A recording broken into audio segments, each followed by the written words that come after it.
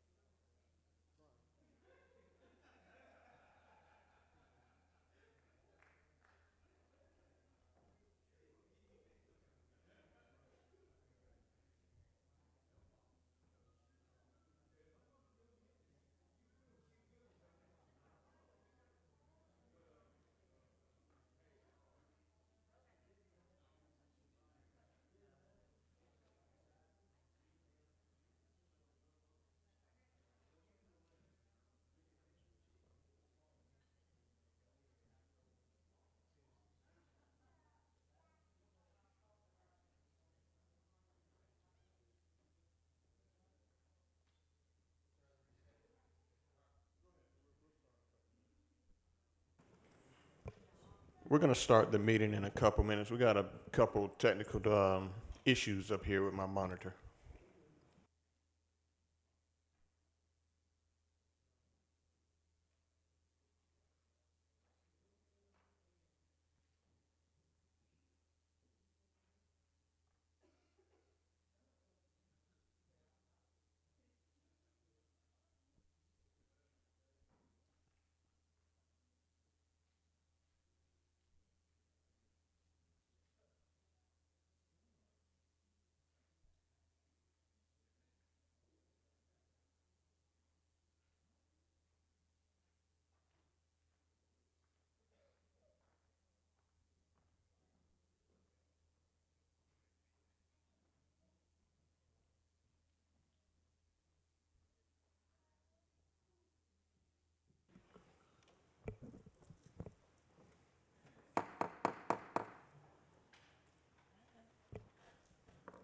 Good evening.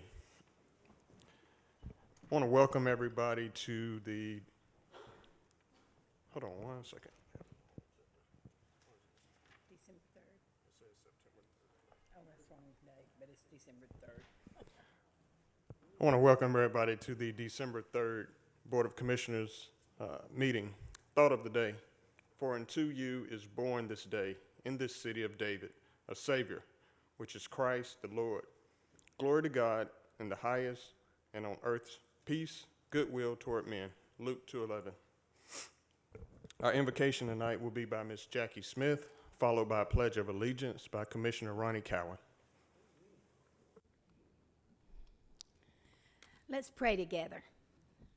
Lord, we thank you for this wonderful day you've given us and how beautiful this place is. Thank you so much for that. Thank you for the wonderful reception honoring Commissioner Cowan and Commissioner Sanders, Lord. We thank them for their work here, and we thank you for letting them be here. And Lord Jesus, we just think this time of the year, what a special time it is that the world stands back and celebrates your birth or acknowledges your birth, at the very least. And Father, I just wonder, what on earth did those shepherds really think when they were keeping watch over their flocks by night and the angel of the Lord came down and spoke to them? They must have been afraid. But the angel said, "Fear not, for I bring you tidings of great joy." That great joy, that tiding is still going on today. And we are so grateful for that, Lord. Thank you for our Board of Commissioners, Lord, and all their efforts and their sacrifices. Thank you for everybody that's here tonight, Lord. We pray, oh God, that you would bless them. Give them a wonderful Christmas season. Let everybody celebrate you, Father. And Lord, we just pray that the beginning of the year, that you'll continue to bless this county. Keep your hand on our board, on every decision that is made. Keep your hand on Newton County. Let it always be a beautiful, wonderful day in Newton County, because we love this place, and you love it even more than we do. Thank you for all that you've done and all you're going to do. In our Father's name, amen.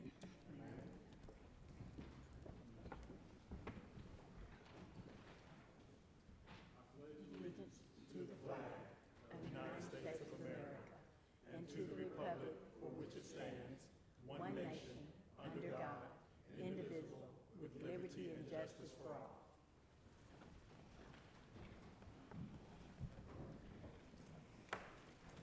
All right, we're going to move on to item number 4, adoption of the agenda.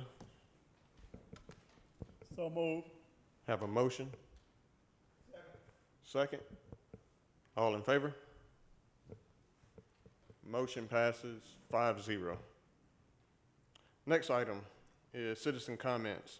If this is for agenda topics only, you guys will have 3 minutes to make remarks. If you will come to my right, your left, up this side here and up to the mic. Once you get to the mic, give us your name and address for the record, please.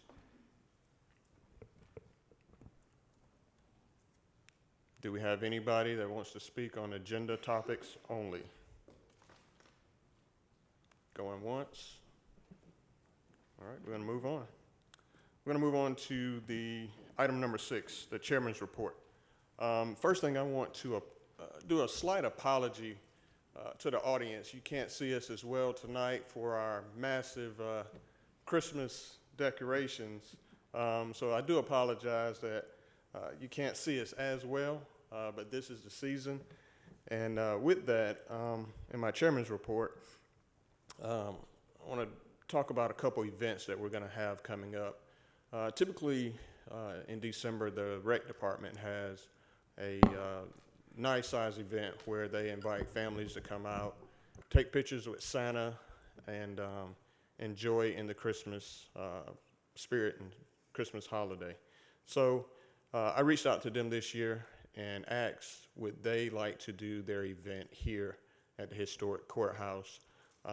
Every year we do a lot of decorations, and I wanted to reach back out to the citizens and get as many citizens in the courthouse during the month of December to see these decorations, be able to take pictures. So we're going to have Santa here December 10th, December 12th, and December 19th from 6 o'clock to 8 o'clock. Next event we have is going to be on the first 3 Fridays of December, where you can come in the courthouse and actually have a wedding ceremony here with this gorgeous backdrop. That will be on our website and on the social media tomorrow. And so what you will have to do is just email Ms. Hamp, and people can sign up for a 1-hour slot that they can come in and bring your own officiant, your own pastor, and be able to have a wedding ceremony here in the courthouse.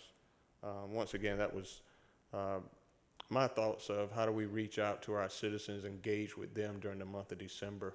Also, anytime during business hours, during 9 to 5, Monday through Friday, you can come in, bring a camera, bring a photographer, and take photos. We have not only this set up, but we have Christmas trees and set up throughout the courthouse. And that concludes my chairman's report. Moving on to item number 7, county manager's report. Thank you, Mr. Chairman, board members, and residents of Newton County. I come before you today with the county manager's report.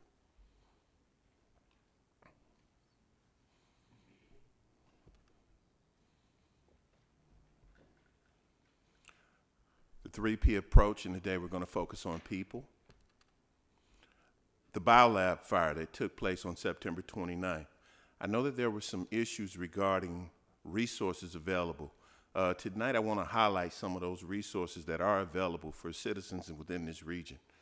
First, biolab has opened a community assistance center for residents, and residents can file claims 3 different ways. First, via email through biolabclaims@biolabinc.com. Second, by telephone, 678-301-2359. And thirdly, by appointment, making an appointment via the telephone and reporting to 927 North Main Street, Northwest Conyers, Georgia. BioLab has also created a website to assist residents in obtaining more information called the biolabcommunityresources.com. Another hot button topic throughout this year, starting particularly in April of this year, was the water testing and the concerns regarding PFAS. We have performed PFAS testing throughout the course of this year. The most recent testing occurred on October 11th, as well as October 27th, and our samples reported 0 running samples of PFAS. The future of our community, Youth Commission. We've started our second phase of the Youth Commission, and we had our recent meeting in November 18th to be exact, where we had congressional staffers of Congressman Mike Collins and Congressman David Scott office to share with our bright young minds their day-to-day roles as staffers. Mr. Kevin Mason is the Deputy District Director for Congressman Mike Collins, and Mr. Duro Haynes is the Grants Coordinator for Congressman David Scott. What I was particularly impressed with was our bright young minds asking real robust questions about the day-to-day lives of congressional staffers. They should be applauded for their efforts. Lastly, I want to talk about the Senior Home Repair Closeout. This has been a program that started in the spring of last year, per se, and we've had ebbs and flows, highs and lows, but nevertheless, it was successful because we were able to help the foundation of this community, our seniors. Here is just a brief synopsis of what transpired in terms of the seniors. In terms of the eligibility, you had to have maintained your home and been a homeowner since March of 2021, ages 55 and older. Your income should not exceed the 80% of the area median income of your community, and the priority was given to those seniors who had a 50% AMI rating. Repairs requested directly correlated to health, safety, and structural integrity. There were 6 real items of hot item repairs, if you will. HVAC system was number 1, leading the way. Windows were number 2. Bathrooms were number 3. Roofs was number 4. Flooring was 5. And plumbing systems were 6. And then there were some one-off repairs such as doors, gutters, ramps, and insulation. And the logistics of the funding was that a senior could not exceed $30,000 in repairs. When you look at this report by district applications, you see that the District 4 had the highest number of applications, but in total we had 854, but District 4 had the highest number with 274, and we approved 159 of those applications, which was at a 57% clip, if you will. The average amount of the awards was $17,929, just under $18,000. And from a local economic boost, we helped small businesses because there were 75 contractors within the Newton County area that was employed to do some of the work by the seniors. Again, when you look at the qualified census tract, the money was allocated in the right places. District 4 received the highest award at $1.6 million, and while it was small in geographical size, it had the largest qualified census tracts in terms of the lower income seniors. Here's just a brief video of some of the seniors and them being very thankful for our efforts. Main thing, I had some water damage. The most important thing was to get the roof done. The roof was really old. There was a problem with the gutter that was causing some water drainage, and then that had resulted in some siding being rotted. So they fixed all those things for me. I was able to, I did the application for a roof repair, new roof, new windows, and we had a wrought iron railing put around a porch. So we got those 3 items, you know, put an application for those and everything. I was approved to have windows, which all my windows were, with the exception of one, was dilapidated, so they did, I think, 15 windows total. And also I was approved for heating and air. I had also a dilapidated heating and air system. So it didn't just help me renovate my place. Once you see the pictures, it also added a touch of elegance. So that just, and it just speeded up the renovation process and just made me feel good. Evan sent a walk-in shower. Oh yeah, they did a great job. My experience was awesome. It was a blessing for me. So I am pleased that I got gutters, I got doors, I got windows, but I have been very pleased. And some of my family came in and walked. They said, "You got it now, girl. You got it." And then everybody ride by my house and say that it looks good.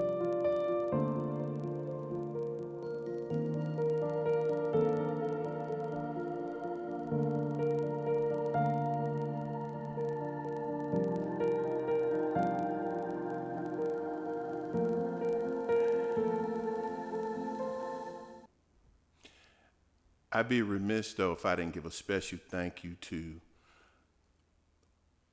Walker Hughes, Ms. Laura Beltram, and some of the local community partners that we had in making this effort successful for the seniors that were able to receive this blessing. This concludes my county manager's report. Thank you. Next is item number 9, consent agenda. Do I have a motion? Oh, I'm sorry. I did not see. I'm sorry. There's a couple questions for you, Mr. Cooper. We're going to start with District 3. I just had a question for, I know it was a couple of seniors that had some issues with the contractors. I know one was Ms. Sheila in regards to her roof was not complete and things were signed off. Did we handle and take care of her issue? I'm not aware of anything being not complete, but I'll follow up if you're talking about Ms. Sheila Sawyer. Yes, yeah, that's the one I'm speaking of. And the other two questions I had, the HBCU tournament, I hear you haven't heard you mention it, but the individuals that are putting it on with the county, they mentioned that it's happening in February. We want to know when some literature is going out because, as you know, I am an HBCU grad, and they've been reaching out to me to find out the dates and information. And with it being in February, they don't have enough time to, because you have a lot of alumni that's coming from all over. Because Grambling alumni, we fly all over the place. So if we can get some information and literature out, because the Alumni Association has been asking me when is that going to come out, so they know the official date for that one. And my last one, do we have any updates on what's happening and occurring? Because I get asked all the time about the $4 million grant. So if you could just update the residents where we are and what's going on with it. Well, the federal government is what you call a continuing resolution. So no budget has been passed. Therefore, there is no $4 million at this particular time. So, you know, again, when the budget is passed, then we and other municipalities will be eligible for that $4 million grant. What budget are you speaking of, sir? You said the general budget of Newton County? The federal budget. You're asking about a $4 million grant. Yeah, the grant that was passed in Congress in 2022, 2023, that was already passed. Congress is in a continuing resolution right now, ma'am. No, not So there is no $4 million right now. No, not currently. It actually passed in 2023. I received the notification, and I received a letter from HUD. Okay.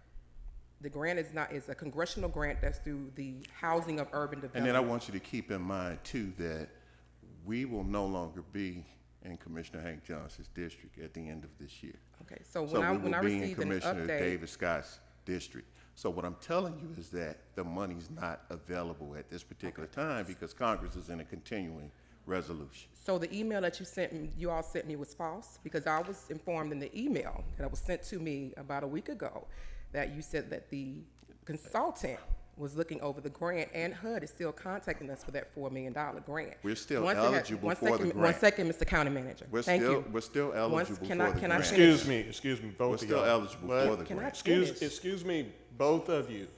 Let's let each other speak. Jesus. Both So- of you. So the email that I received from you all checking on that, and it's open records, anybody can pull the email.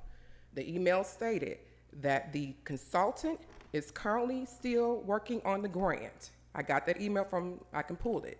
And it also stated that she just waiting on us to solidify the land. Whether it's in Congressman Johnson or David Scott, it was already passed by Congress, and I can pull that information and bring it to you. Mr. Cooper? We're still have any more? eligible for the grant. I'm sorry, I didn't hear that. We're still eligible for the grant. Yes, the information I've gotten over the last few days is very, very similar to what Mr. Cooper has said, and I reached out to Congressman Johnson's office as well. So I concur with what I'm hearing, because that's what they've sent back to me, and I can send those same emails out. So the information, the email that was sent to me was false.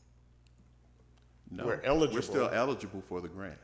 But as far as the funding and we having it, no. I mean, everything I've seen is we don't have the land. We don't. I mean, there are several pieces. Yeah, you have to finish. You have to secure the land. Once the land is secured, HUD can move forward. That's all we've been waiting on. The consultant came before us multiple times, and you can pull the actual video.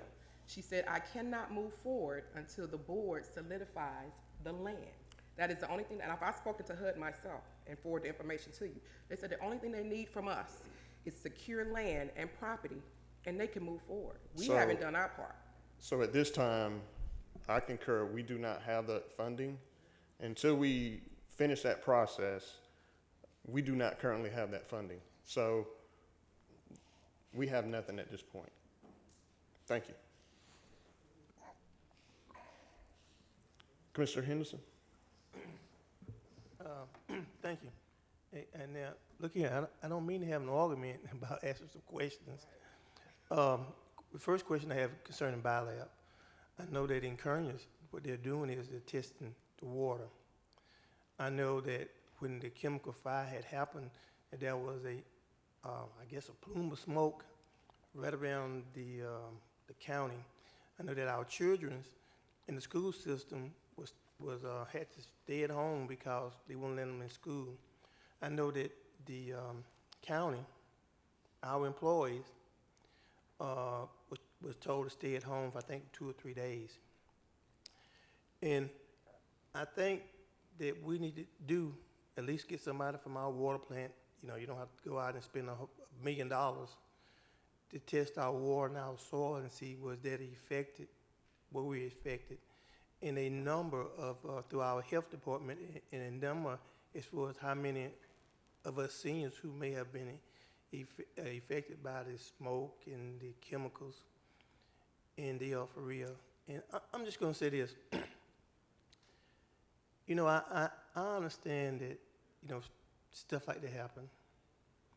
But I think we have to look after our own first in order to make sure that everybody's all right. And I think we need to do a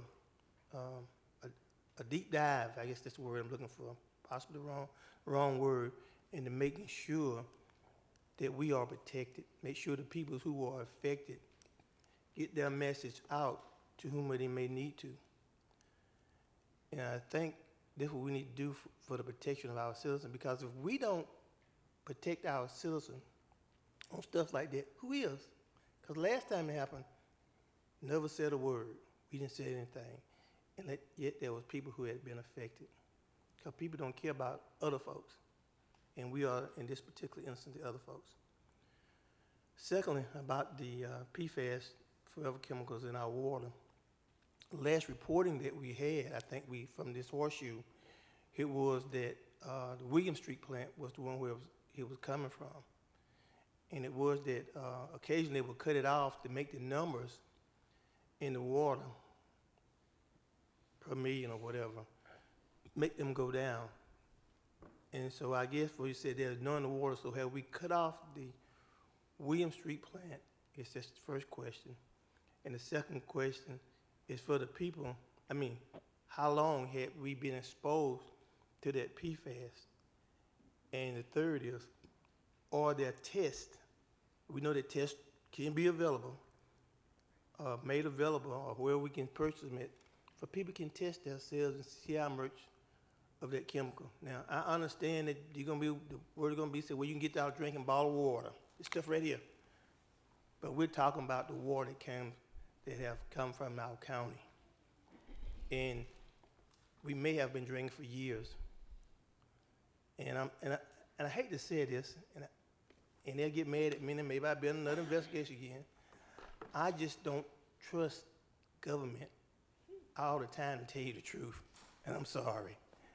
And I learned, I want to know for myself, and how I know for myself is by that chemical test that can be made available.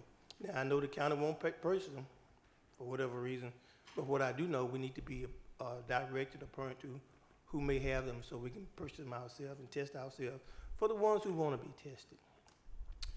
Third question was about the senior home repair. It was my understanding there was we had a total of about 400 to 500 homes.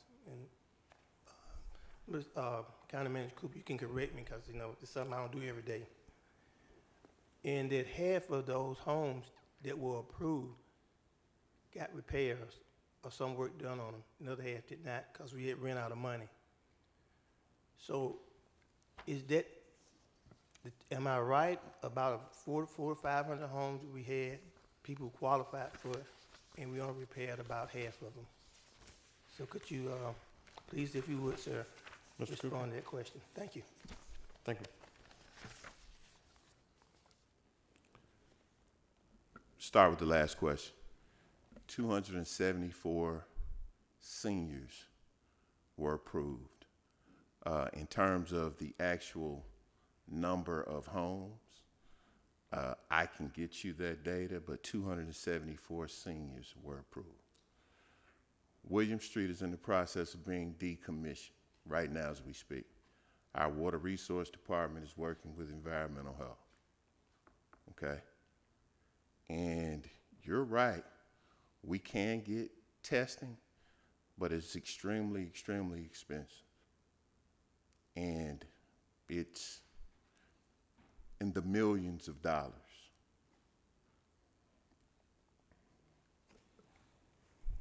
Thank you. No further questions from the board? Yes, sir. Go ahead. And it's concerning William Street. William Street has been in operation ever since I was a little boy. And at August 1st of this year, I was 68 years of age. Now, I may be wrong, and maybe somebody needs to check on it for me. Maybe Mr. Chairman, that might be something you want to look at. For all those tests that were talking on TV that were available, they didn't cost $1 million a test. And those tests were available because PFAS, forever chemical, is a carcinogen. It causes cancer. So you mean tell me, for me to know if I got cancer from whatever, that I got to pay $1 million to get tested? How many people would die from that if we had to pay that much money for a test? And the second question is that we need to, as a board, stand up better for our people in Newton County. And this is not, and I'm going to say this is not a Democratic issue, not a Republican issue. This is a health issue. And we do have a lot of aging plants here in Newton County. And what I mean by that is that are leaking chemicals that I found out, and I don't trust the government, so we need to take a closer look. It may cost a little bit of money, but I think a person, in my opinion, life is worth more than $1 million. Thank you. District 2. Thank you, Mr. Chair.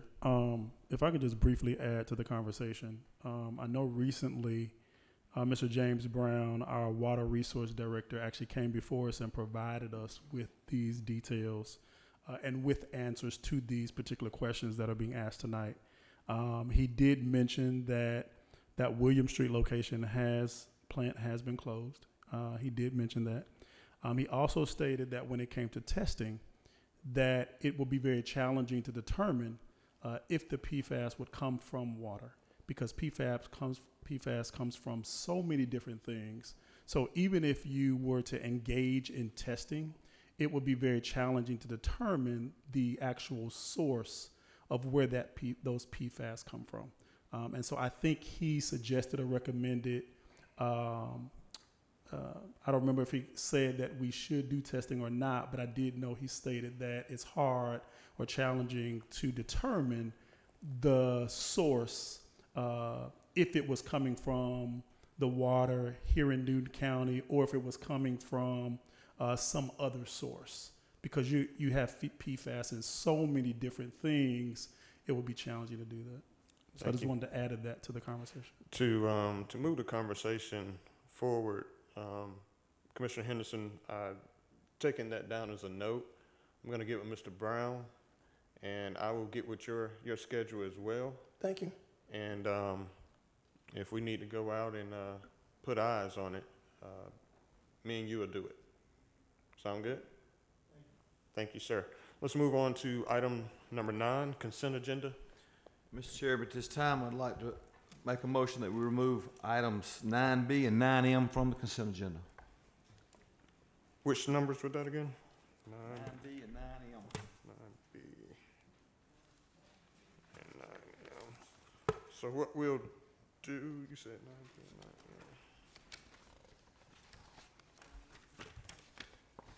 9M. Okay, so what we'll do is make item 9B, item 15, and 9M, item 16.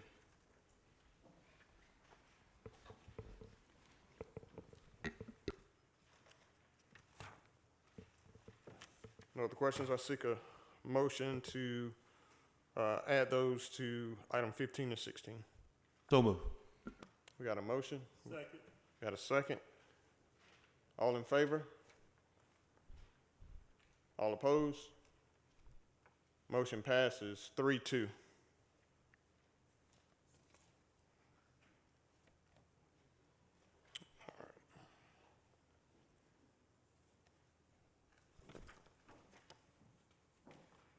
On to item number,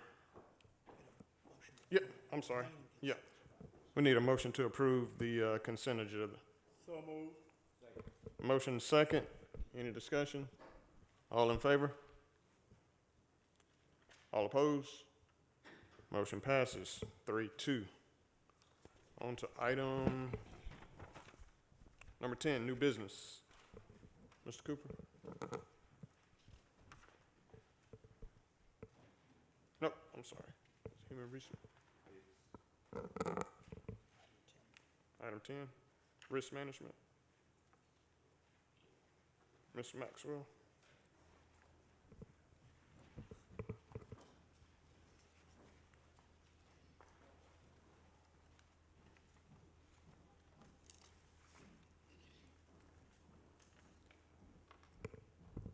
Good evening. Good evening. The request we have before you is to seek approval of the insurance premium for the 2025 Post-Traumatic Stress Disorder Supplemental Program. House Bill 451 was approved earlier this year, requiring all public entities in Georgia to offer a supplemental benefit program for first responders who are diagnosed with PTSD as a result of online duty exposure for traumatic events. This program includes a critical illness, lump sum, PTSD, diagnosis, benefit, and long-term disability insurance coverage. The program must be available to our first responders beginning January 1st, 2025. The premium amount for this program is in the amount of $57,070.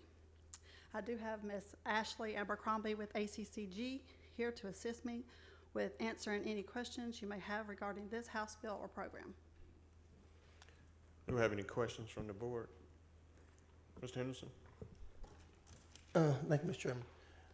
So just so I be clear, we're talking about the fire department, the sheriff's office of sheriff, and first responders. Like, we're talking about everybody, right? Yes, Okay. actually, I think it's 394 county employees, which is 162 from fire services and 232 from the sheriff's office. Thank you. District 1? Thank you, Mr. Chairman. So this, just to be clear, this is required by law. That's right. Thank you, Mr. Chairman. District 5? Pam, who's paying for this? Is it going to be employee, additional to the employee We will coverage? be paying for it out of the general fund. So we're just going to blanket the whole county with it? Is that what you're going to do? Blanket the whole You're county. basically going to make it a benefit for everybody. That's correct for the first responders. So if somebody doesn't feel like they want it, they have to buy it anyway, right? We would provide it to them. Right, so it raises their cost. Yes, Yeah. the bill actually requires all first responders to be covered, and they define the first responders in the bill.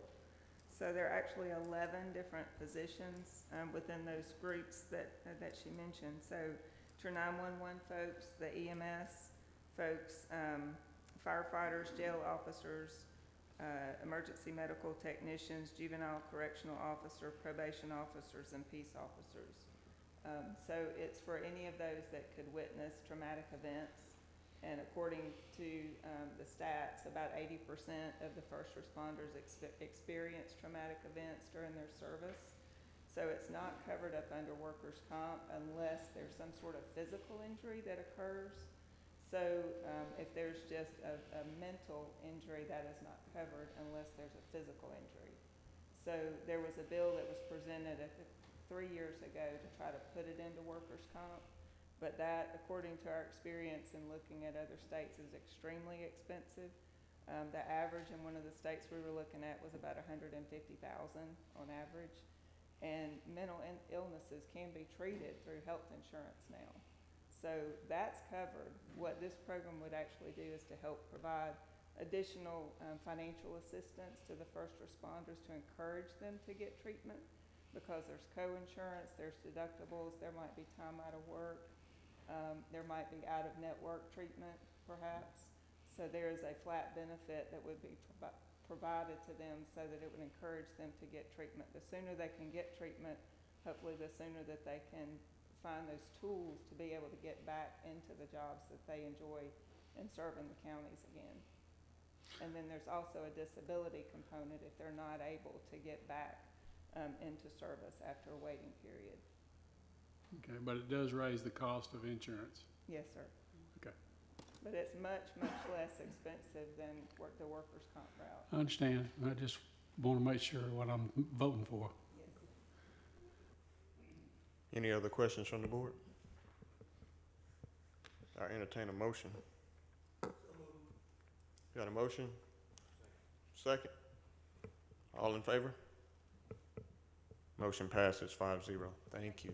Thank you. Item number 11, GIS, Scott Sirotkin.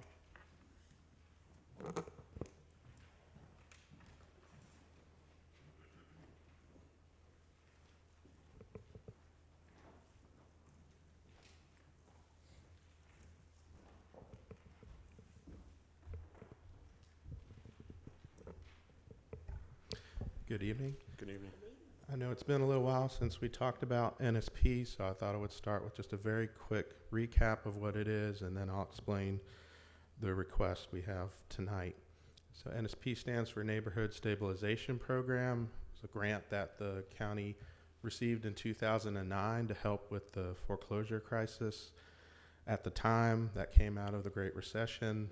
The bulk of the money we received was used to purchase foreclosed properties, do any necessary rehabilitation, and then they were sold to families that met certain income requirements.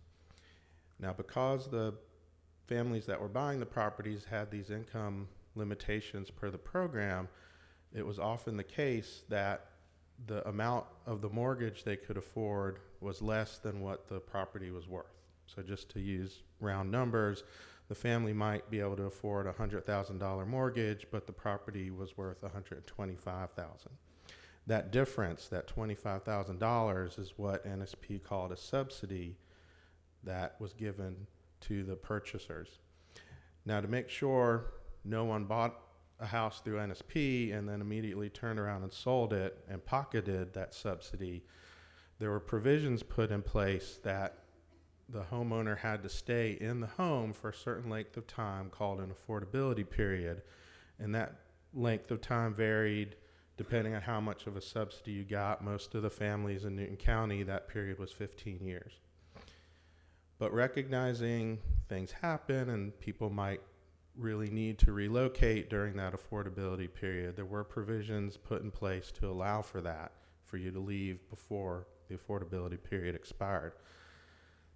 There were two options. One was what was called resale, which meant the new buyer had to meet the same qualifications as the original buyer and become a participant in NSP. Then the second option is what was called recapture, where at the closing of the sale of the property by the original owner, they would disperse a check back to NSP, basically covering the prorated amount of the subsidy based on how much of the affordability period they had fulfilled at that time. So here in Newton County, we've used the recapture method. It's just cleaner and simpler for everyone involved. But the way all these items that I've talked about were implemented was through a covenant that was recorded with each property when we sold it to the homeowners. And those covenants mentioned both options, the resale and the recapture. And so we have a family that wants to sell their home at 315 Barchet Drive. The potential purchaser, seeing both those options mentioned in the covenants, was concerned down the line someone may come back and say, oh, you violated this covenant because you didn't sell it. You weren't yourself an NSP participant, and if they want to resell it later on, that they needed to sell it to someone who qualified for NSP. So they asked the county to come up with a document that explained the situation and essentially release the covenant, assuming they, at closing, submit that reimbursement check for the remaining subsidy. And I have seen a copy of the closings settlement statement. It does show the check for the right amount payable to Newton County. So if the board approves the chairman signing this document tonight, he would sign it. Our partner on this property, Habitat for Humanity, would sign it, but it would not be recorded until the closing actually takes place and we receive that check, and the covenants would be fulfilled, and then they would be released according to this document. So I know I went through that quickly. If that meant I didn't cover something well, please ask questions, but I'm happy to answer anything you might have questions. Thank you, Scott. Wow, I didn't remember that was 15 years ago. I think I was yes. in my first year as commissioner. Sounds about right. Any questions from the board? District 3. So Barchet Drive, I'm familiar with because that's actually my subdivision. So I didn't know we actually had homes that the county purchased in the enclave. I know we did Fairview Estates for the stabilization grant. Yeah. So how many homes were purchased in that subdivision? This may be the only one. I don't know. I'll remember off the top of my head, but the homes we purchased were not just in Fairview Estates, and they weren't just in District 3. They were spread out. There were about a dozen in total. Maybe half were in Fairview Estates, and then the others were spread around throughout the county. Commissioner, I vaguely remember some in the enclaves, because during that time, I guess you come into subdivision and everything just stopped. And I remember us, I do remember us acquiring some, I just don't remember how many, but I do barely remember that. District 4. Thank you. I remember that too as well, Scott. And I think one of the parts that I remember was that the checks that the county we had received of the monies had to go back to I think I won't say the state, but go back to the I guess the authority to make sure that we had to pay out, I think DCA or whoever it was. That's correct.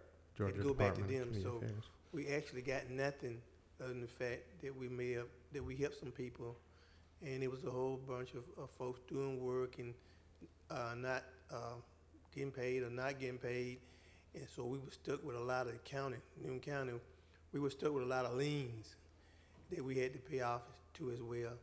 And so, having said all that, so have we secured and stopped all those? Have we paid off all those liens and stuff? And now, if we're not getting the money back, well, is it kind of clear for us to move forward and with all the rest of them? So what Commissioner Henderson is referring to is before we partnered with Habitat, we had another company we worked with. They did not do a good job. I'll just leave it at that. And they did leave us. I'm sorry? They were stealing. They did leave us with some liens and some situations we had to address, but those have been taken care of years ago, and there's nothing along those lines that would prohibit us from moving forward at this point. Thank you. Any other questions from the board? So, Scott, you're looking for a motion to release the covenant? Is that? It would be to approve your signing the covenant, yes, sir. Okay. Do we have a second? Second. Motion and a second. All in favor? Motion passes 5-0. Thank you. Scott, you have the next item, I believe? I do. Item number 12. So I think everyone is aware that periodically we have the county flown to acquire imagery of the county. Traditionally, we've done what are called orthogonal views, which is a fancy way of saying top view. So we see the roofs and we see all the land, anything horizontal. Last year, the tax assessors approached us with the idea of also acquiring what are called obliques, which is a fancy way of saying side view. So we'd see the sides of buildings. This is helpful to the tax assessors because they have to put eyes on every structure that's built to help with their assessment of the value. Traditionally, they've gone and visited the properties in person, but if we have the obliques, they should be able to do a lot of their work, maybe all of it, just from seeing those images, because they'll show how many stories and how many doors and the building materials, and I don't know what else they look at, but they believe this will cut back on how much field work they have to do.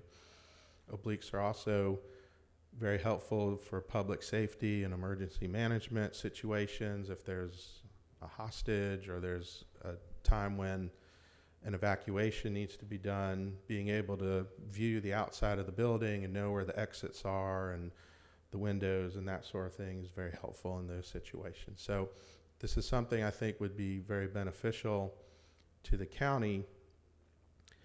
And on top of that, we had an opportunity to use some of the ARPA funding to pay for the first year of this agreement. So earlier this year, we published an RFP. We had 2 responders to do both the top-down, the top view imagery as well as the side view. The evaluation committee is recommending a contract with a vendor called Eagle View. They were the highest scored and the lower priced, which is always the combination you want. In terms of the contract itself, I'm actually going to, if it's okay, I'd like to hand out a revised copy. This is a little bit different than the one that was in y'all's packets, and I'll go through how they're different just in a second.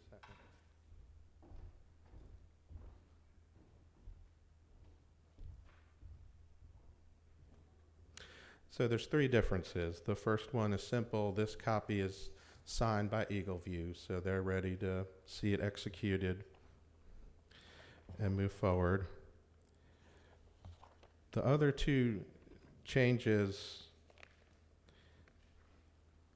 if you'll go not to the last page, but the next to last page, you'll see there's one with the bottom part of a table and then a section called fees. There's two changes on that page. One is the RFP stipulated that the original agreement would be for 3 years and then it could be renewed for 2 years. The document that was in your packets said it would be an original 3-year term and then a renewal for 3 years. But because the RFP said the renewal was 2 years, we had to change the language there. That's about halfway down the page. And then right after it, you'll see a section called non-appropriation of funds. So as I mentioned, we have ARPA funding to cover the first year, right at $66,000, a little more, but the other 2 years we'd have to budget in GIS's budget or tax assessors or some combination. And so we ask that they add a section that says if for whatever reason the funding isn't appropriated, then we can terminate the contract following the provisions that are in this section without having to pay those other 2 years. And with that, I'm happy to answer any questions. Any questions from the board? Seeing no questions, do I have a motion to approve contract with Eagle View? Got a motion and a second. No further discussion. All in favor? Motion passes 5-0. Thank you very much. Thank you, sir. Moving on to item number 13, County Manager. Thank you, Mr. Chair. This item here, we come before the board to have an ARPA obligation discussion where we're looking to reallocate the ARPA funding to federally procured existing projects that we have now. So at this particular time, I want to yield to Ms. Brittany White, and she'll speak to the specifics of the reallocation amount and the action steps that we would like to take. Thank you. So as we are approaching the deadline of the obligation period for ARPA, which is December 31st, 2024, we do have some remaining funds that we just need to obligate out so that way we do not lose them.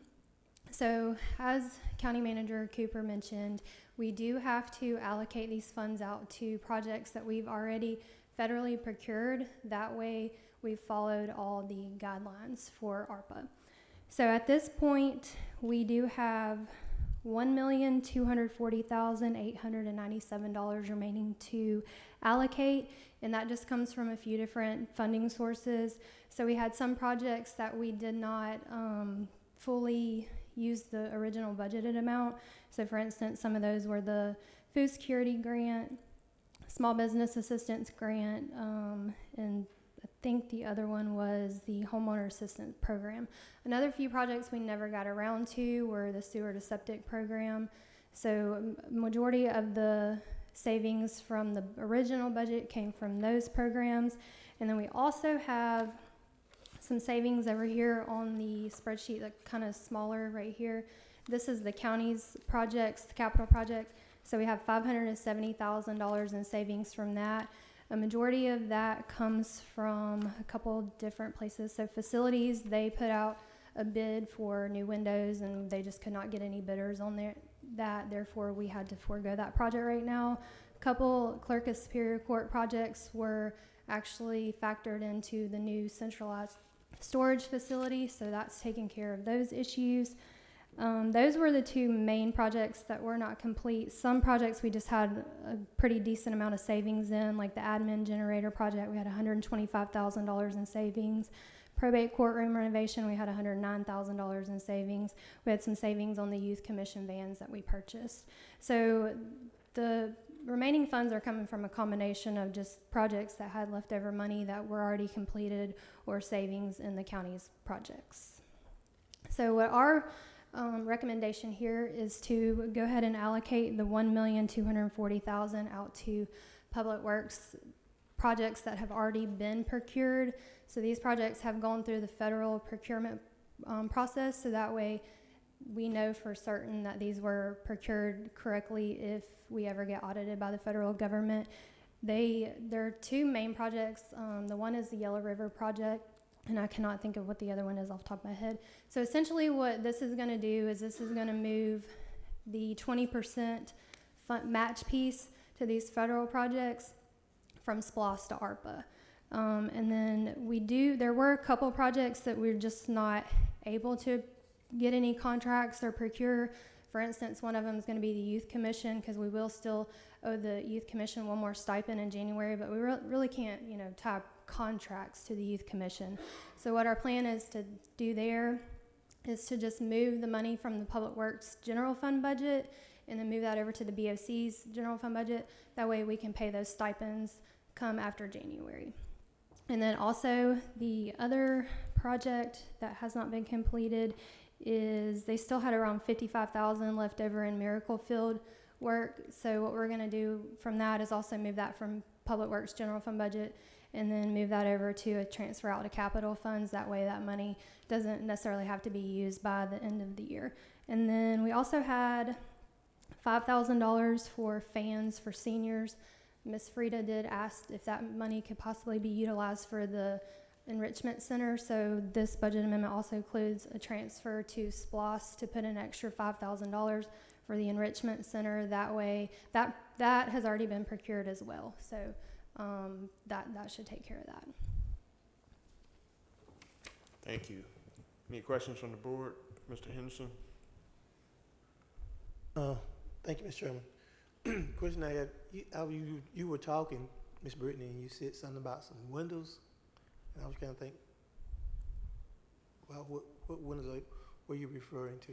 So when we did the $5 million in county projects, one of the projects that we had earmarked was $150,000 for new windows for the courthouse. And we've actually put that out to bid, I think, twice in the last few years, and we've had issues getting contractors to bid on the windows because they're older windows.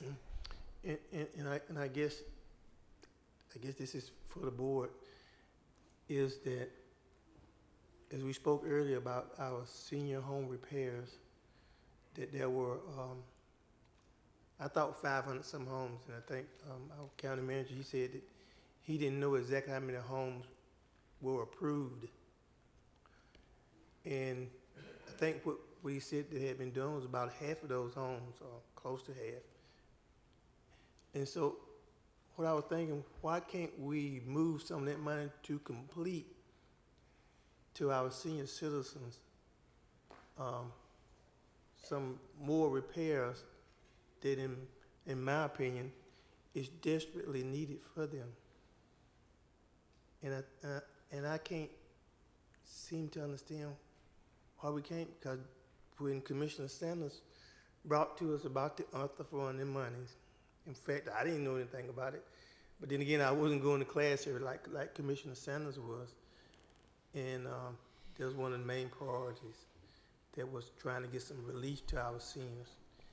And at the time, I think at some point we were told, correct me if I'm wrong, please, I stand to be corrected, that we didn't have any money to complete or go further in our senior homes. And why can't we do some more to help our seniors?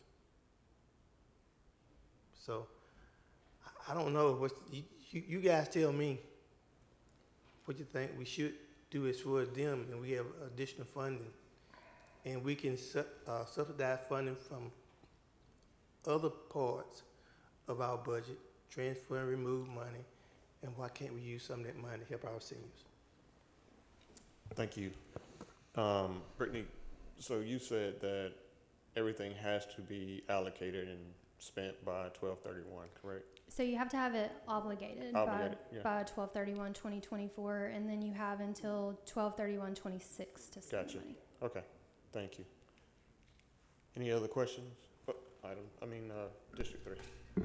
It was just expounding a little bit on what Commissioner Henderson stated. Yeah, we did tell the residents that we didn't have any more money, that the program, the funding was depleted. And so to hear that there's funding left, and everybody knows I'm about the people. I'm about the people first, and taking care of our people of Newton County or in the United States of America, period.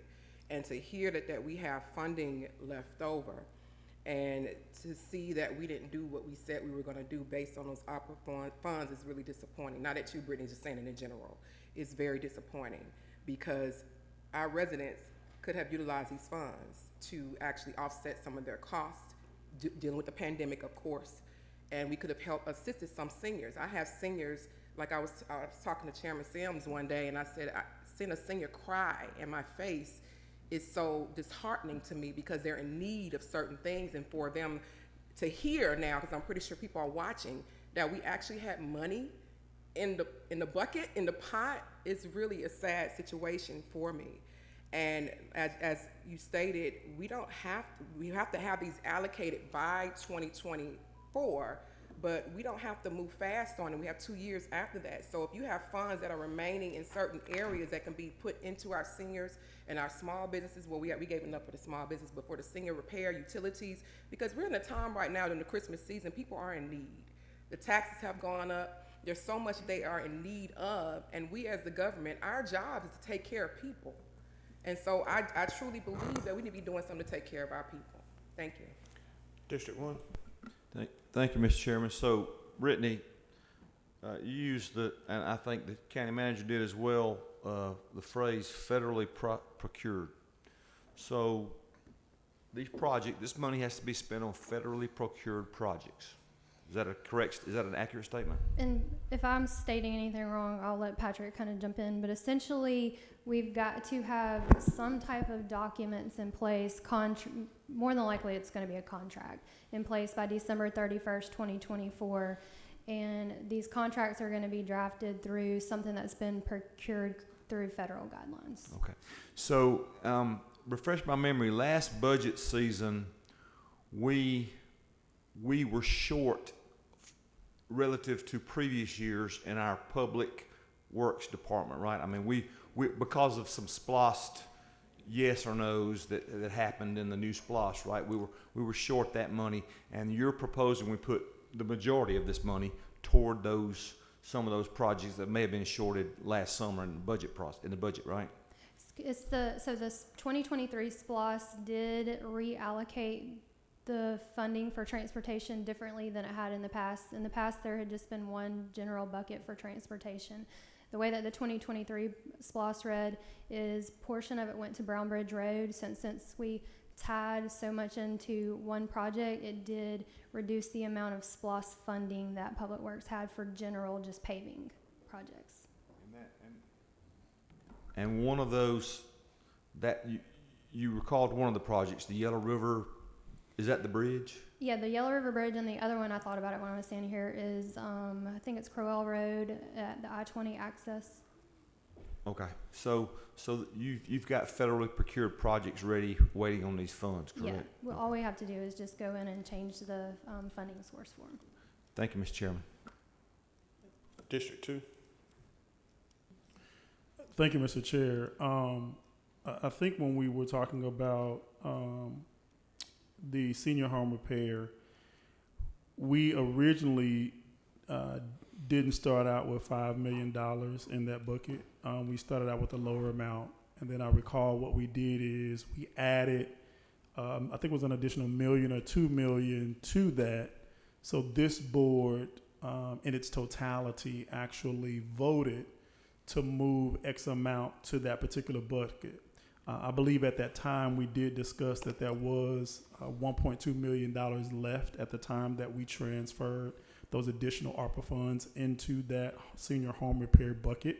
So this board, I just wanted to bring clarity that this board, when we say that we were out of monies, meaning that we had exceeded the amount that this board had actually approved to transfer to that particular bucket, not as if there were no additional ARPA funds left, if I can recall correctly. And anyone can correct me if I'm incorrect. So it would have had to been stated that the board would have moved this additional $1 million to that bucket, which the board didn't elect to do that at that time. We just elected to bring that bucket up to $5 million. And once we ran out of that $5 million, then that's what we mean when we say that we were out of money, because we had already voted to move only $5 million to this bucket. So I just wanted to bring clarity to that's what that meant when they were saying they're out of money, meaning that this board didn't elect to add any additional funding to that bucket. But we met what we did move to that bucket. And then too, I think with, weren't we short on, and I don't know if this might be a question you would know, we were short on LMIG this year as well. LMIG funding was cut. LMIG funding was cut. Mm-hmm. And so I think those were some additional things, some additional roads that we weren't able to get done because LMIG was cut as well. So I just wanted to bring that up as well. Thank you, Mr. Chair. District 4. Thank you, Mr. Chairman. I just had a quick comment, and to you, Ms. Brittany, if we didn't have this ARPA funding money somewhat left, how would we have paid for those projects that you had referred to? Thank you. Which projects are you referring to? You were saying about Yellow River and Coral Road. Okay. Yeah. It would have been SPLOST. Okay. Thank you. Any further questions from the board? Do we have a motion? So moved as stated by the finance director. We have a motion. Do we have a second? We have a second. Any further discussion? All in favor? All opposed? Motion passes 3-1 with 1 abstention. And the reason? Yes. We always talk about the health of our community, and we hear about helping our seniors, and yet we have an opportunity to do just a little bit more. We can find all the ways to spend the money, and there's a lot of people who are in need. There are a lot of children who are in need, and I've always believed putting people first. Thank you, Mr. Chairman. Thank you, sir. Item number 14 is Development Services, the County Attorney. Good evening. I've asked Sheena, although I may not need her now since I see the display magically appeared in front of me. Tonight I have for you a proposed annexation request. I'm not asking you to take any action on it. I'm going to tell you why in a moment. But the City of Covington has informed us that they have received a request to annex property, the property shown on the plat on your screen in front of you, into the City of Covington. Now on that map, you will see property shaded kind of in that light pink purple color. That reflects property that is already within the City of Covington. And the property with a star outlined in that blue color is the property proposed to be annexed. We've had a number of these discussions before where the city is going to annex property and consider a rezoning of the property. And when they do that, that triggers an opportunity for this board, if it sees fit, to object to the annexation. In this instance, the property owner is not going to seek a rezoning. This property is already developed. There is a 400 and some odd thousand square foot, I think it's a data center, warehouse. It's a warehouse. So there's no need to rezone the property. I believe the reason they're annexing is they use City of Covington utility services. So there is no basis, there's nothing for this board to vote on as to whether or not there's an objection, but we do want to let you know this annexation request is there, and I want to let you know a couple of issues that arise out of this rezoning request. First of all, if you look at the map in front of you, you will see that running north-south is, I think it's Industrial, there it is, Industrial Parkway, running north-south on the western edge of the property. To the west of Industrial Park is a couple of small parcels. Those parcels appear to remain in unincorporated Henry County. That creates what the law refers to as an unincorporated island. A city is not permitted to annex property in such a manner that they create an unincorporated island. In my opinion, based on the information that I have in front of me, this annexation would in fact create an unincorporated island. I reached out earlier today to the city attorney. I've not heard back from him, didn't expect to hear from him today. I'm not asking y'all to vote to do anything. I will discuss that with him, and they will have to make a decision on their own. If they proceed with the annexation, it likely would not be valid. The other issue I do want you to be aware of is that to the north of the property and to the south of the property, you see Hazelbrand Road on the south. That road, once both sides of the road are city property, the city becomes responsible for maintenance and repair of that road. So both the road to the north, the road to the south, the potential road to the north, the road to the south, if this annexation happens and if it's lawful, the city is now responsible for maintenance, repair issues related to that road. And there are some maintenance issues there that we are aware of, and I think the city's aware of them as well. And that's the kind of thing that may lend you to say, we do want the city to annex this property. But as it stands now, there is no lawful basis for the county to object. There is a legal issue with this annexation that the city's going to have to make a decision on. If they elect to proceed with annexation regardless of the potential island, we'll have to have another discussion to decide what we wish to do about it, if anything. So this is really an informational item for you, doesn't call for you to take any action. If you have any questions, I'm happy to try to address them for you.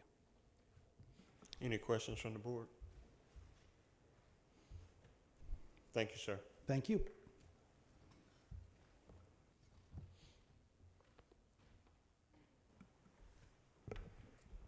Next, we have item number 15. Item number 15 was 9B on the consent agenda, which is board appointments, both zoning and planning. Discussions? District 5. Thank you, Mr. Chairman.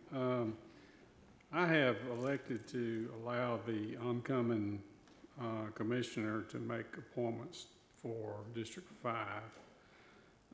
I would ask the board to consider tabling all the appointments until after the first of the year, when everybody can be together and have their board appointments at the same time. Is that in the form of a motion or is your suggestion? I didn't hear it, just for clarity. Let's make it a motion to table it. I have a motion on the floor. Do I have a second? We have a motion and a second. Do we have any further discussion? District 4. Thank you, Mr. Chairman. Would the clerk be so kind as to read those names out of those people who was placed as to be a part?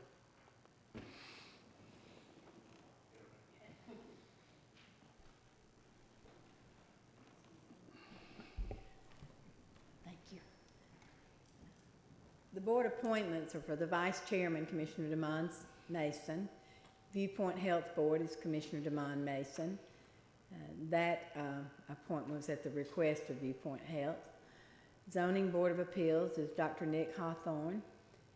He's at large, and that's the chairman's recommendation. James Chapman, District 1, Darren Wiggins, District 2, Marie Millen, District 3, James Russell, District 4, and that's all for the Zoning Board of Appeals. For the Planning Commission, it's Ernie Smith, District 1, Alan Millhouse, District 2, Tiffany Benton, District 3, and Mary Reed, District 4. Thank you, ma'am. Yes. District 4? Yeah. And so I guess we're going to table it because I think the majority of the board is moving in that direction. I mean, as for District 4, I'll be here, I know at least next year, maybe till my term's in, at the very least. And, so would that affect, the planning commission? I guess who might answer that question for me? Patrick. The Henry County ordinance related to both the Zoning Board of Appeals and the Planning Commission.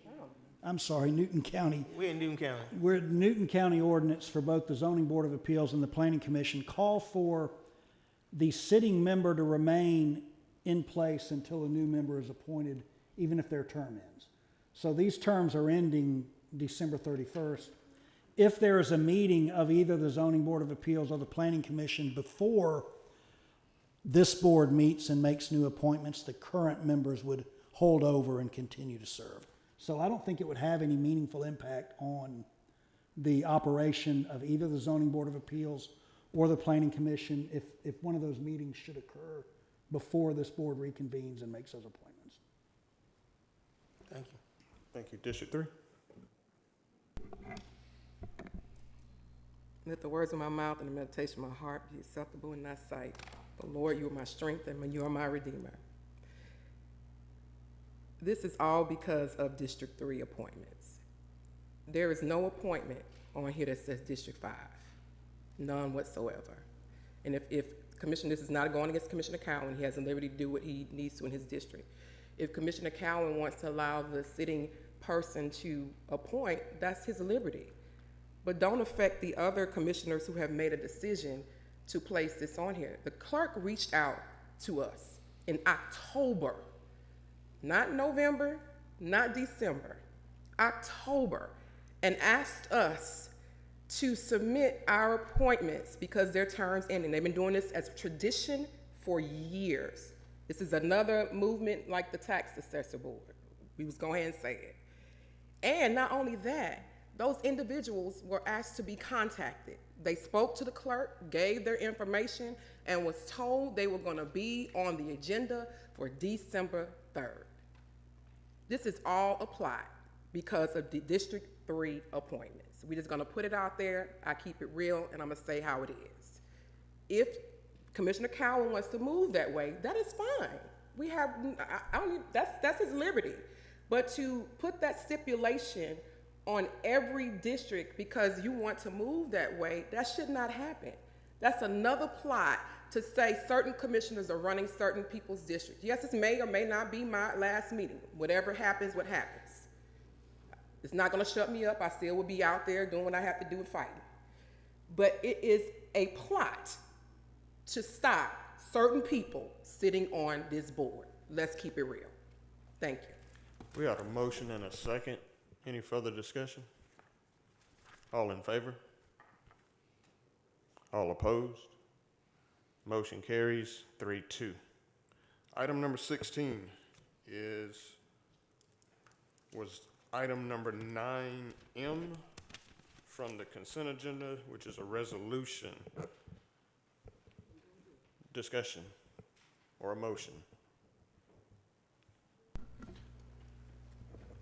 I move that we approve resolution. I'm sorry. Oh, I'm sorry. I thought you said I. No, we had a discussion. District 3. Sorry, my motion, I move that we approve item number 9M, resolution of the Board of Commissioners for Newton County, Georgia regarding implementation of projects planned for District 3 in Newton County, Georgia. R12034 resolution. We have a motion. Do we have a second? Second. Have a motion and a second. Any further discussion? All in favor? I got a question. Discussion.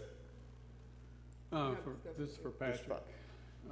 Do we normally approve resolutions on a consent agenda?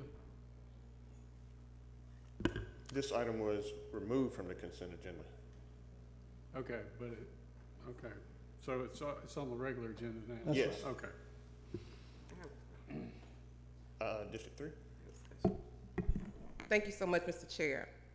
The idea of this resolution came from my conversation I had with Chairman Sins when he was a commissioner. He brought to my attention that he did a resolution for his projects before he left out of office to make sure that they were going to happen. And so he stated to me that I'm gonna help you make sure you get this resolution in place for your projects.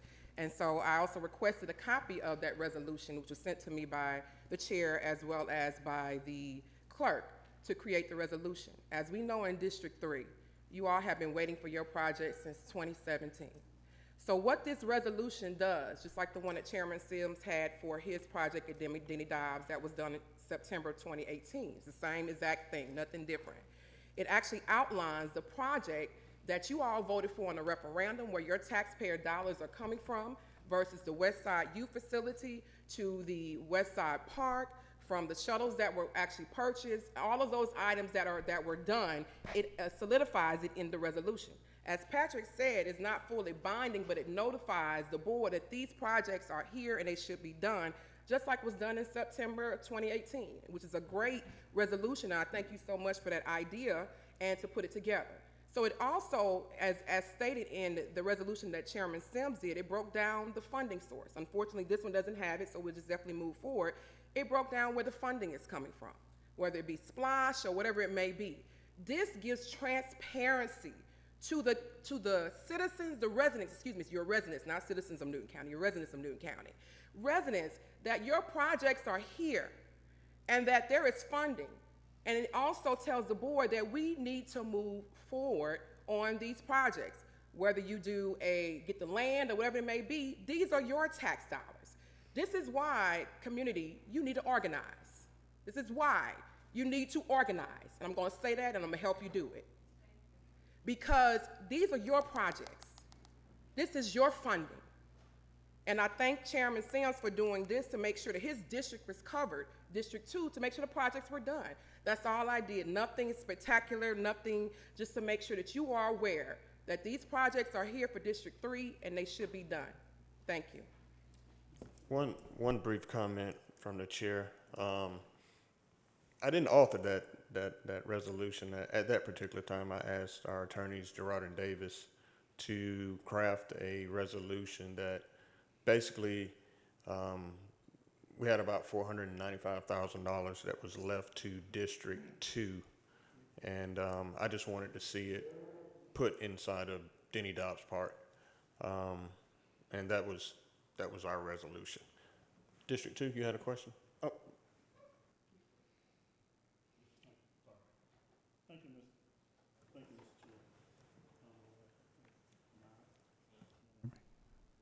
All right, there we go. Thank you, Mr. Chair.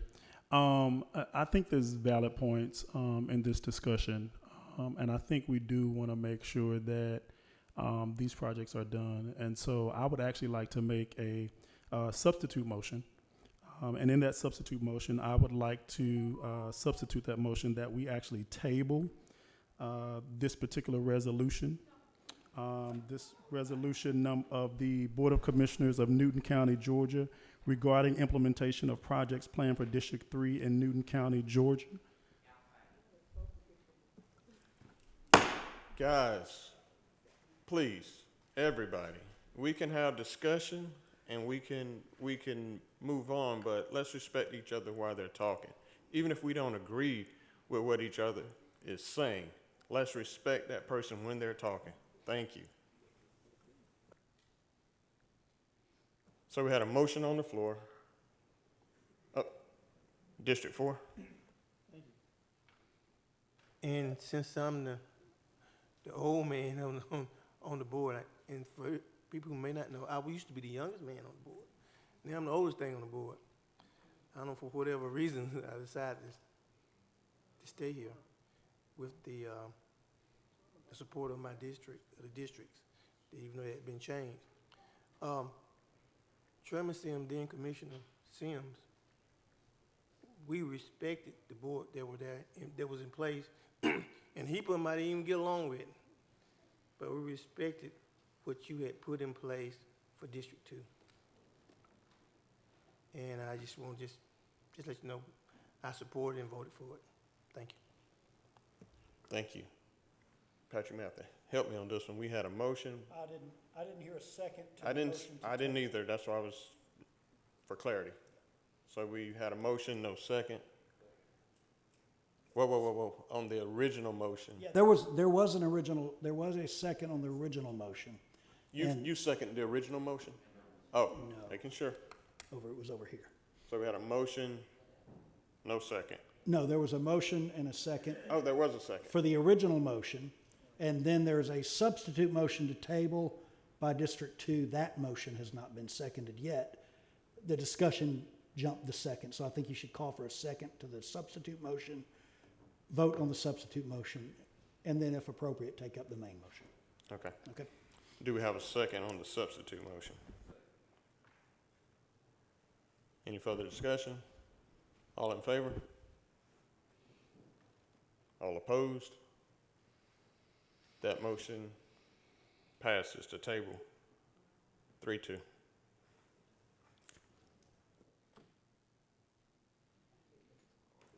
Moving on to our alcohol license in 2025 renewals. This will be our first reading for Marathon Food Mart, 2527 Highway 80. First, ask for a motion to renew the 2025. Oh, I'm sorry, I'm sorry. You need to move to renew the 2025. Sorry about that. Need a motion to renew the 2025 renewals. So moved. Second. Motion second. Any discussion? All in favor? Motion passes 5-0. My apologies.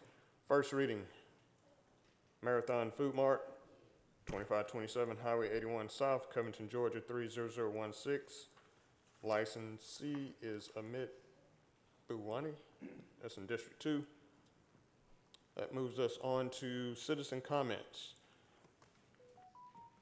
If you would come to my right, your left, to come up. My apologies again for the decorations. Please state your name and address for the record, and you have 3 minutes.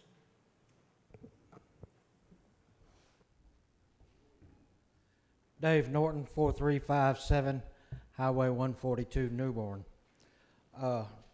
Last month I attended a meeting in Monticello for a 2,900-acre solar farm right off of Rock Eagle Road and 142.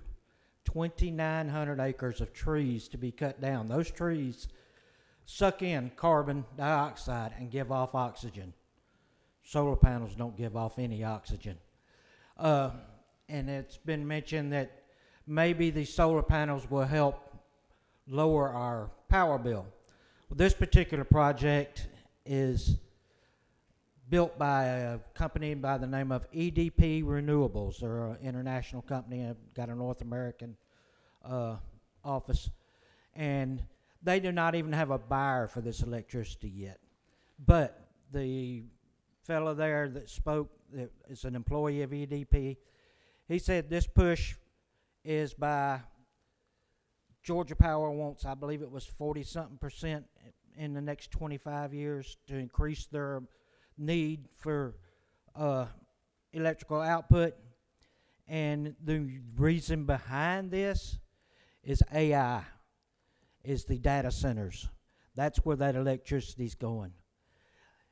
A little project for you. Google how much electricity a Google search takes. It'll light a 60-watt light bulb for 17 seconds. Google does 315 billion or million searches a day. Okay, that's how much electricity. I looked it up. If I'd done the math right, you could have lit that light bulb the day Jesus was born, and that light bulb just burned out just a short while back. That's 1 day's worth of electricity for a Google search. Then search how much an AI generated chat thing produces or needs. 10 times that much. It also uses 1 bottle of our clean water. At the Newton County water meeting, we're building a huge reverse osmosis plant over in Stanton Springs for all the use over there to help. Why not have these corporations build their own infrastructure? Why not cover those pretty landscape grounds in solar panels? why doesn't Newton County move forward, and we want to be the hub of the East Coast for high tech?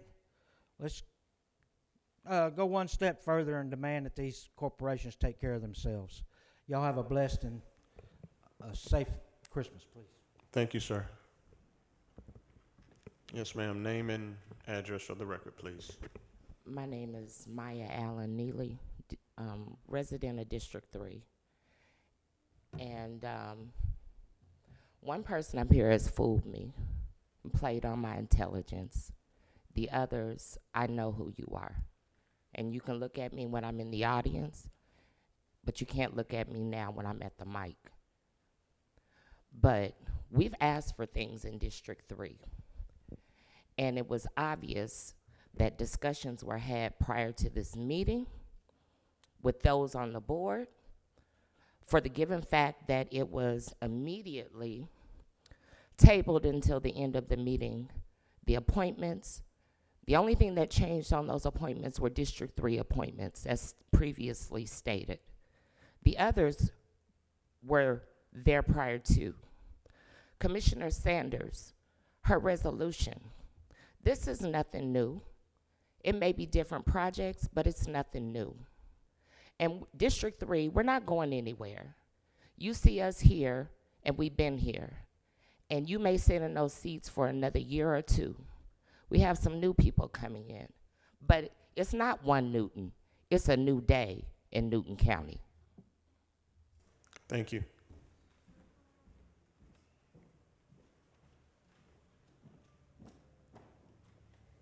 Next, please. Please state your name and address for the record.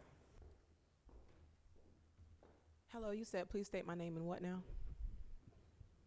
Name and your address, your home address. Okay, my name is Jonna Bateman. My home address is 4227 Highway 212, Covington, Georgia 3000916. So I'm coming here concerning the library meeting rooms that have been closed. The library, the time, even, the hours of operation. I've talked to people in Covington, and they've complained about the fact that people who work are not even able to utilize the library because of the time constraints.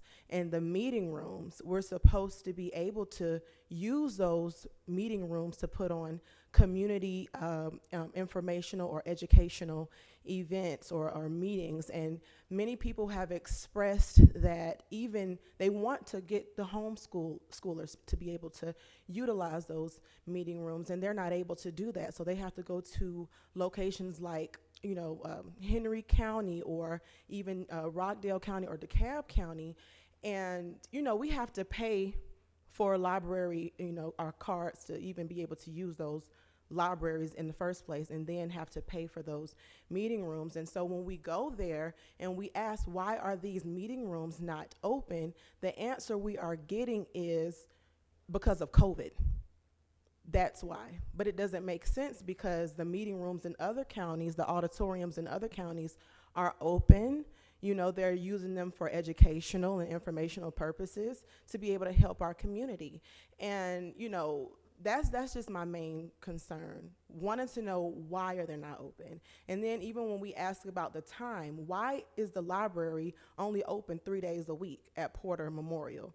Why is it so inconsistent? And so the people, they want to use the library, but they can't, because by the time they get off work, it's closed, or it's only open 3 days a week. And so we all really want answers, and we want to know, when will you all let us know when these meeting rooms will become back open, and when will you give us an answer as far as why they were closed this long in the first place? And so I have emailed the board, like the people, the workers at the library have told me, no response. And I reached out to the community, and they said they've emailed the board over a year ago, no response. So we really want answers, and we want the meeting rooms to be back open so we can use it for the community meetings that we have intended for. Thank you. Our board normally does not respond If you wait after a little bit, I would like to get your contact information just after we finish up in a few minutes. I've only been here about 3 months. I have not received that email, but I will find out. Thank you. Next.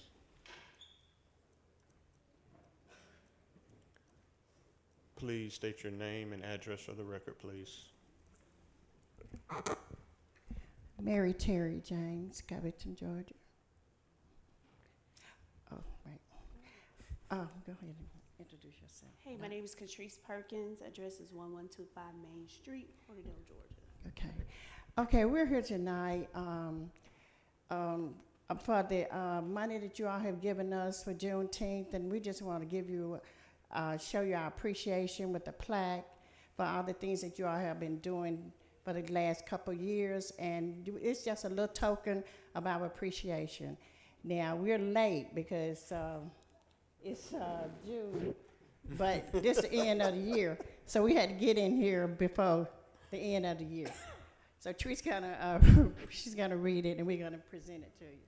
It says, with our greatest appreciation, we hereby honor the Newton County Board of Commissioners in recognition for your passion and commitment given to the Newton County Historical Committee on Black Heritage Preservation.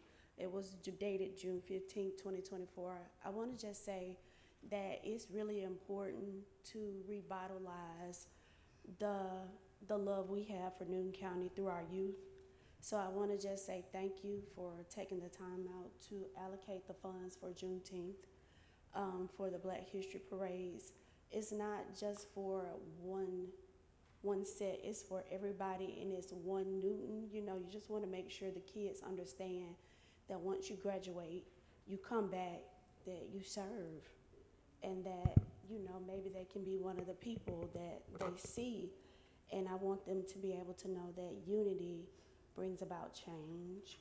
So we want to give this to you. You know, it's not often that you guys get something saying thank you. So I want to say thank you to each of you for what you do and what you will continue to do for Newton County. Thank you, and thank you for all you do. Commissioners, I'm going to take just a moment. If we step around and just stand in front of the horseshoe, I would like to take a picture with you guys.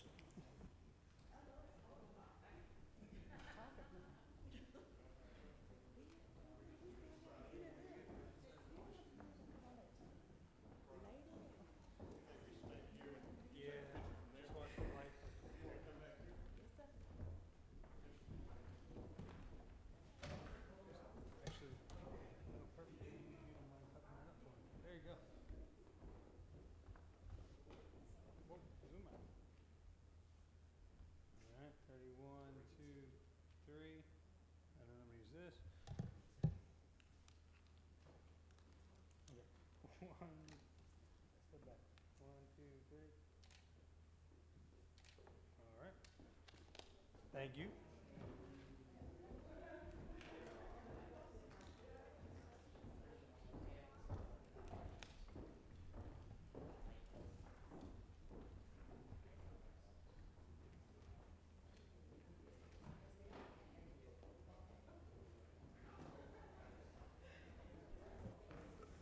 Thank you guys again. Name and address for the record, please. Hello, April Watkins, 30 Craig Way, Covington, Georgia. I recently met Ms. Walker Hughes, and I informed her that I have a transitional home that I am bringing to Newton County, and I wanted to just have an opportunity to partner with some people to help people that are suffering from homelessness or our veterans that need a place to stay. So in talking with her, she invited me to come to this board meeting and inform you all of what the home is, where it is. It's located again in Newton County, beautiful home. And it's a place where veterans can come and stay, as well as people that may be suffering from homelessness. I know I also heard about our senior citizens that will need assistance as well. So I wanted to give you guys this information. I have a flyer here for you as well. So that is it. Thank you. And thank you for all you do. Next. Name and address for the record, please.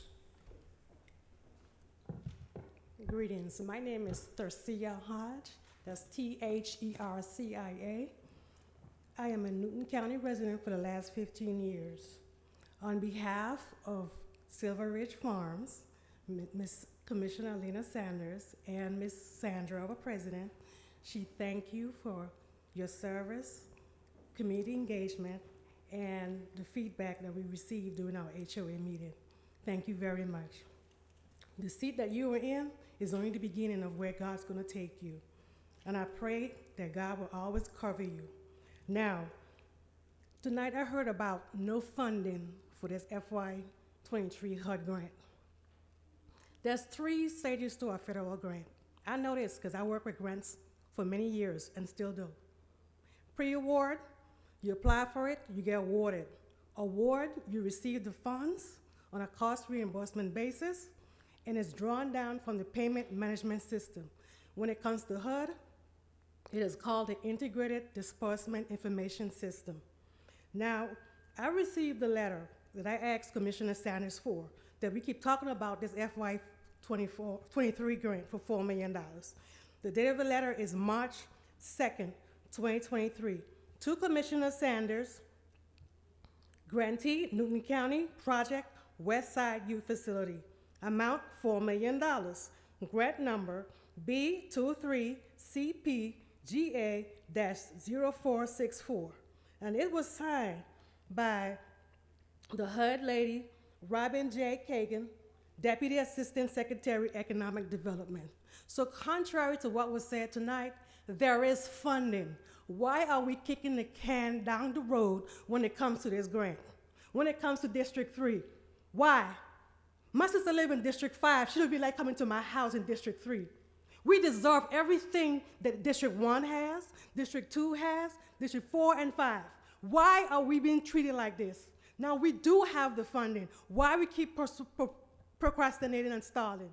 I am so upset about what I heard tonight. So we do have the funding. Once again, there's a pre-award, award, and post-award process when it comes to federal grants. And thank you, Commissioner Sanders, for applying for this federal grant, because I know it's very difficult to be awarded and granted a federal grant. So to everybody here, think about it. Merry Christmas, Happy New Year, and Happy Holidays. Thank you.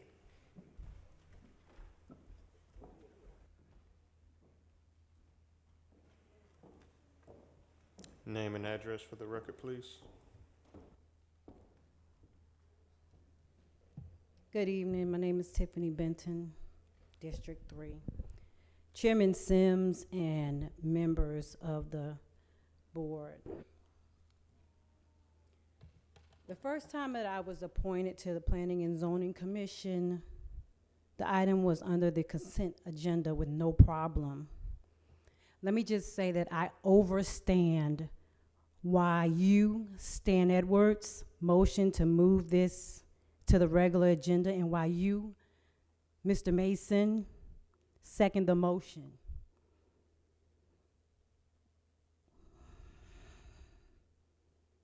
Your diabolical behavior toward Commissioner Sanders throughout her tenure,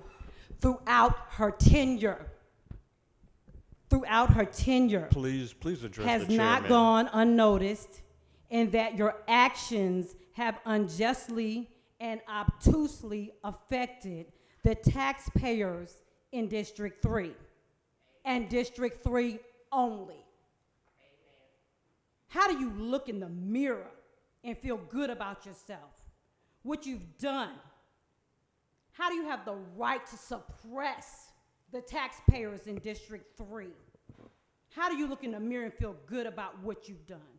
When I see you, I can't get past the absolute evil acts, your words, your evil deeds against God's people in District 3. I can't get past it. The most densely populated and majority minority district in Newton County, Georgia. To say that I'm disappointed as a taxpayer for 24 years is an understatement. Shame on you. Shame on you. Please address the Shame, chairman, not shame. individuals. I didn't say anybody's name. Shame You on have said someone's name. I'm asking you, You should please be- address the chairman. Thank you. Thank you. Thank you, Chairman. You should be ashamed of yourself. This is far from a 1 Newton. What you have done in District 3 is reprehensible. Your targeted oppression and suppression of progress in my district is reprehensible, and I am ashamed. I hope you realize the magnitude, rather the depth of the betrayal. You betrayed the children, you betrayed the seniors, you betrayed the taxpayers. As I said, I overstand your agenda against District 3, and may none of your deeds go unpunished. The Bible declares that we reap what we sow, and congratulations on a harvest of reaping your evil deeds. Thank you.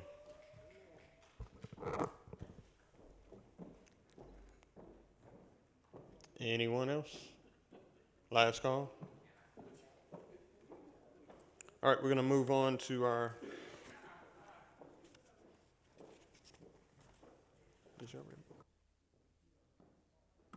You've already made a comment before? You've already made your comment. Thank you. You've had your 3 minutes. Thank you.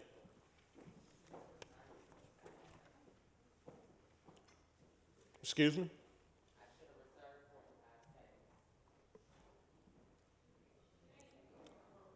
Next item is Commissioner comments. District 1, any comments? Thank you, Mr. Chairman. I wish everybody a happy, Merry Christmas and a Happy New Year. Thank you.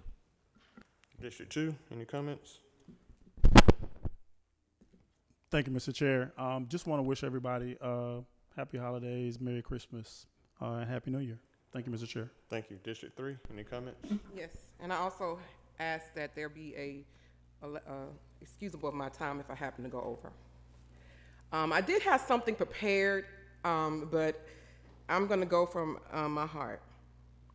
Residents, as I stated earlier, and I'm glad Ms. Judy Johnson is sitting out there because we spoke earlier. I had you actually in my statement. It was something you said to me 2 years ago when we did a drive by, I wouldn't say drive by, but around Newton County. You stopped me and said, Commissioner Sanders, you have awoken a county. You said the people are woke now. They're paying attention to what's going on, whether you know it or not. I didn't really realize what you were saying till I had people reaching out to me from various districts asking for help and asking how to fight for various issues. I have people in other counties. I have women who said that they want to run for office now because they've been watching what I've been doing here in Newton County. To get one of the highest awards from the president to say that I'm doing my job here in the United States as a commissioner is an honor. That was left off that proclamation. But I'm thankful to be able to sit in this seat because God always used me as a change agent, whether it's in corporate, where I help everybody get the assistance they need, where I had people who actually filed EEOC cases too because they were done wrong in corporations, whether it's in various industry. I've been known as the change agent. Ask about me, Google it. I've done this. I've been here and done this. Being a commissioner is not my first title of public service. You are a public servant without the title. The title doesn't make you. If you're sitting here because you have a title, God bless your soul because you're confused. This is service. This is work. And when you heard me say, residents, it's time to organize, if you look at Rockdale, if you look at DeKalb, and you look at all the other counties, and I'm only saying that because they organize. They hold these seats accountable. They don't belong to us, they belong to you.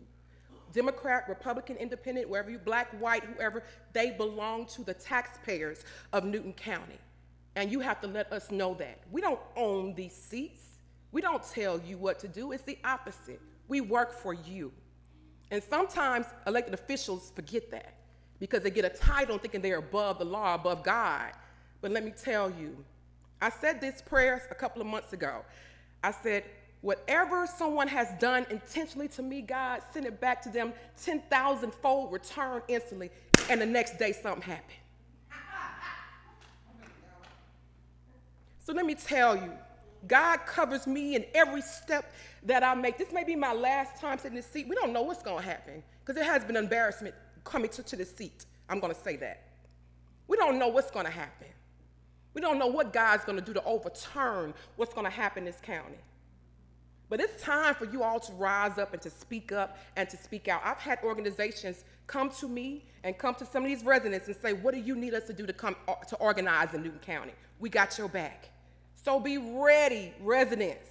Don't think because if I'm not sitting in this seat, I'm going to be quiet. My eyes are so open that they would never be closed.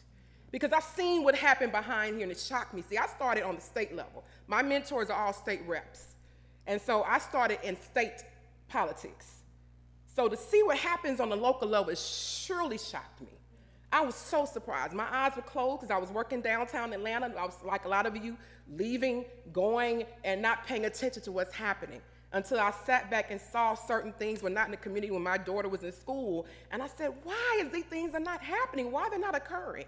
So instead of being the problem and talking about it and complaining behind the back, I stepped up. And I took that position. And I thank every one of you who stood up for your community. Because you have to speak up and speak out because these are your tax dollars. Thank you, This Commissioner. is your account. God bless you. And I was bamboozled too. District 4, you got any comments? Thank you, Mr. Chairman. You know, as an adolescent, my grandmother, Jane Lee Henderson, would take me to church, and they would make me get up and do a Bible verse. And one of the first one that I did, it was that God so loved the world, they gave his only begotten Son, so that whosoever believes in him shall not perish but have everlasting life.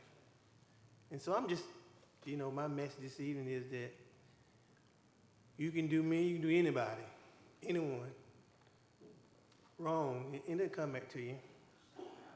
And you can do them so wrong that I tell you, God will allow all that stuff just fall to the wayside. And I'm a prime example of that myself. You can have people speak against you.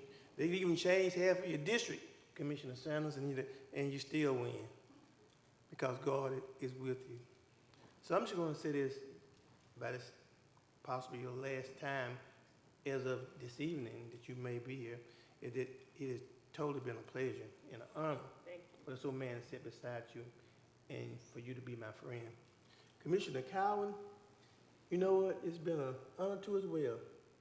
You know, we went back to the city of Covington, and, you know, I think you got me a couple times in the city, but it didn't matter. I still pray just as well for you as I did for Ella. Because I pray. I pray. Ask Miss Jackie. We'll pray for us and for things to happen. And I know God can change things. And I'm closing on this. Amen, sister. My son was in had a traumatic brain injury. He was riding on a four-wheel, ran into a tree. And they called me and said, JC, your son is dead. And tears and emotion came all down. I was crying. And then I said, I called him. I said, what funeral home is you take him to? They said, well, he still got some life. He said, it was late on the scene. They gave him, you know, breathe in your mouth. You know what I'm talking about. And they took him on the helicopter to Grady's. And when I felt his hand, it was cold, lifeless. But to make a long story short, when we got in there, we prayed. And we prayed. And when he got to TBI in the county where we took him at, that boy Gavin started pushing his wife and two children around. I know if God can do that for him, he can do it for any and all of us. And so I'm trusting God. He can make things right, even though they may seem to be wrong. Thank you. Thank you, sir. District 5. Thank you, Mr. Chairman. I just want to wish everybody a Merry Christmas and a Happy New Year. Many of y'all know of the medical issues I'm dealing with. I'm a little apprehensive for the next year. I'd ask for everybody to pray.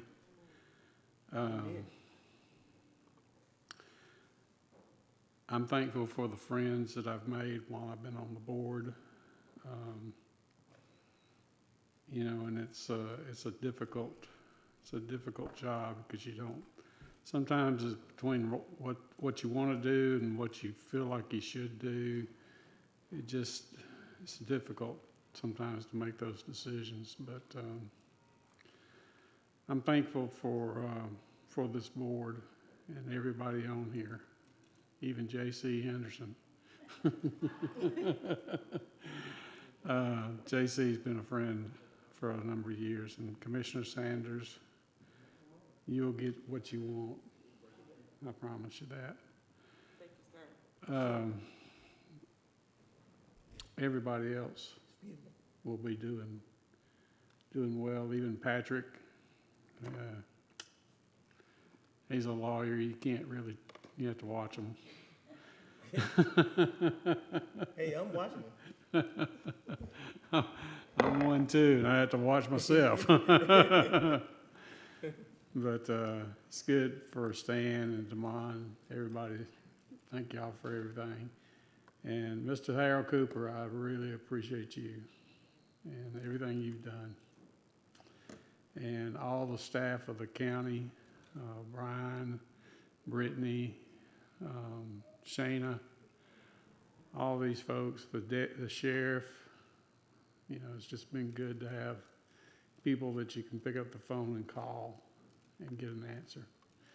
So I just want to thank y'all, and I do hope through the next year that I'm able to get through some issues that I got to go on. Amen. Thank you very much. Thank you, sir. Commissioner Henderson had one comment that he forgot, and I'll mention it for him. I know he's, for many, many years, probably over a decade, he's been 27 years. He's been collecting bicycles for kids for Christmas. So if you want to donate a bicycle to a kid in our community, you can bring them to the courthouse. I believe, Miss Jackie, you normally receive those, and they'll be taking them all the way until December 23rd? Or 22nd, 23rd. That Friday before Christmas will probably be the cutoff time. I